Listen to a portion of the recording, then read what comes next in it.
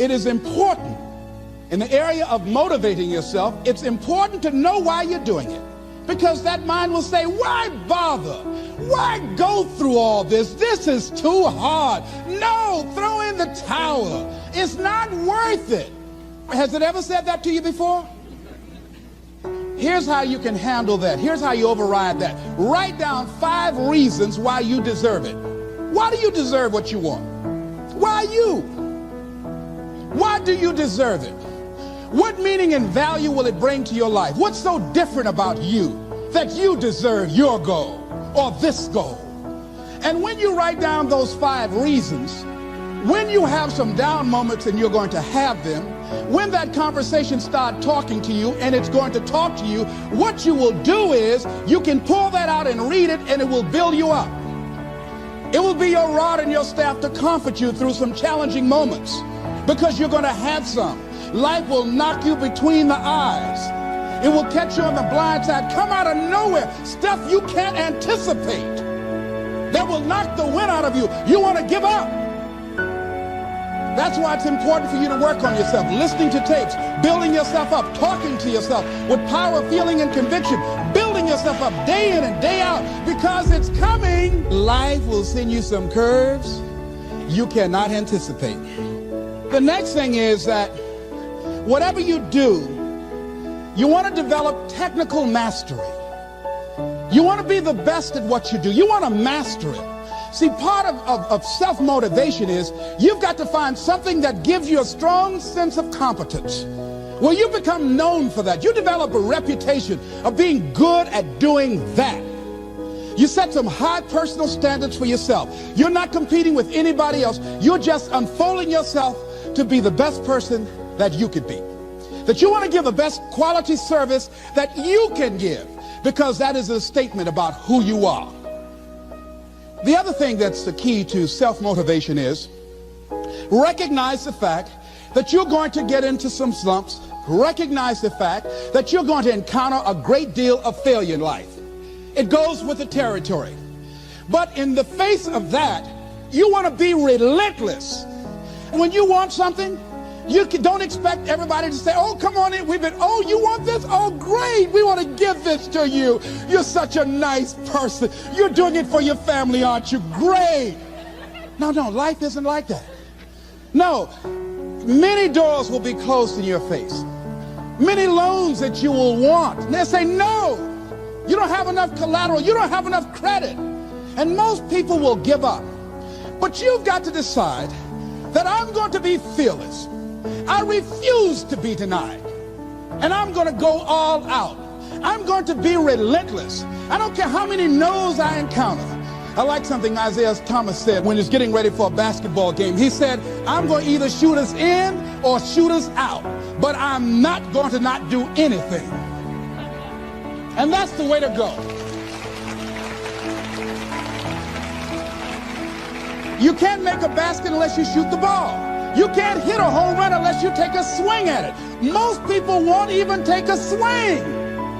Well, I probably won't make it anyhow. That's the conversation within. They probably won't give it to me anyhow. If you want something, you've got to be relentless. You've got to decide, I deserve this, and I'm going to have it. And you go all out to get it. That drives you. The next thing is that when you want something out of life, you've got to be willing to go into action. Don't wait around for things to be just right. Don't wait for things to be perfect. Don't wait for the ideal situation. It will never be ideal. There will always be a reason. Well, as soon as the children grow up, or as soon as I pay my bills, or as soon as I get my divorce, as soon as I get enough money together, do what you can, where you are with what you have, and never be satisfied. A lot of people never take a chance in life. They don't want to take any chances. They want the situation to be ideal. See, that's not walking by faith. That's walking by sight. If I can see it, I'll do it. No. That's a lot of people saying, if I can see it, I'll believe it. No. If you believe it, you can see it.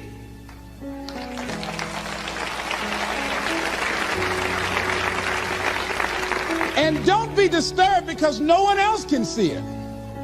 That's not unusual. That is ordinary. But because you want some different kind of results in your life, you've got to be willing to be unreasonable. If you want unreasonable results in your life, you've got to be willing to be unreasonable.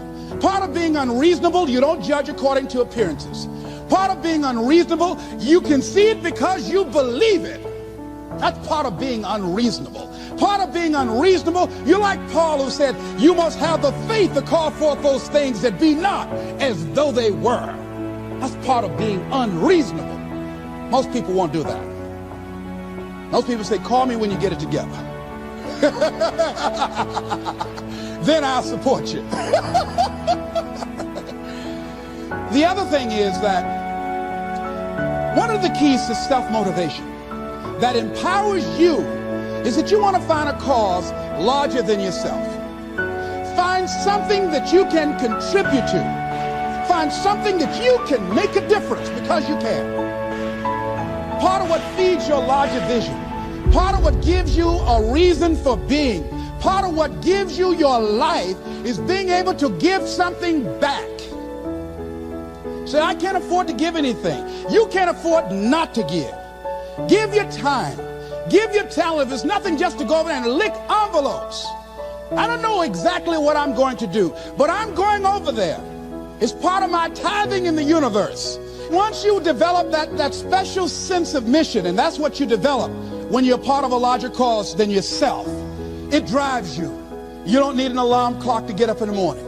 You have special power. You'll go places and folk will like to be around you. They will know there's something different about you. When you go in, they'll say, hey, that's somebody important. I want to know who you are. I just want to be near you. That energy that you have, that consciousness that you will embody will affect everybody around you. The next thing is that you want to create a home court advantage for yourself.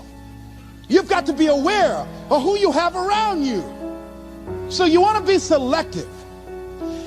Have friends that will enable you to grow.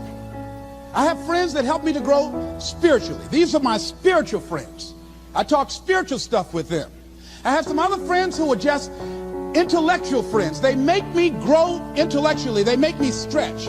I have some professional friends. I'm a member of the National Speakers Association. I get together with other speakers and we learn from each other and we grow from each other. I have other friends who are just social friends. All we do is just socialize together. We'll look at a basketball game together or go out dancing, but that's all we can do. We don't talk anything serious, nothing spiritual, nothing intellectual. That's not that kind of relationship. Nothing heavy up in here. Have other friends, we walk together. That's all we can do, walk together. Talk about we're going to lose weight one day by and by for good, all right? That's all we do. Nothing else. So, according to the relationships that you develop, we grow from people and projects. And the relationships that you develop can enhance and can enrich your life, or they can drain you. I know many talented people who had a great deal of potential, but because they didn't surround themselves with other people that will inspire them to transcend themselves, they never realize their greatness, and they will end up going to their grave with all their good stuff still in them. So you want to look at your relationships, the people that you're involved with, the people that you communicate with most often, and you want to ask yourself the question, what am I becoming because of this relationship? Does it inspire me?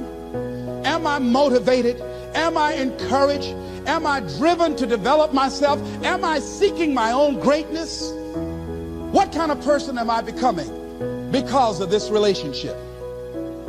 Am I becoming more cynical and negative about life? Ask yourself that. The next thing is, you've got to say yes to your life. You've got to say yes. Yes to my dreams. Yes to me.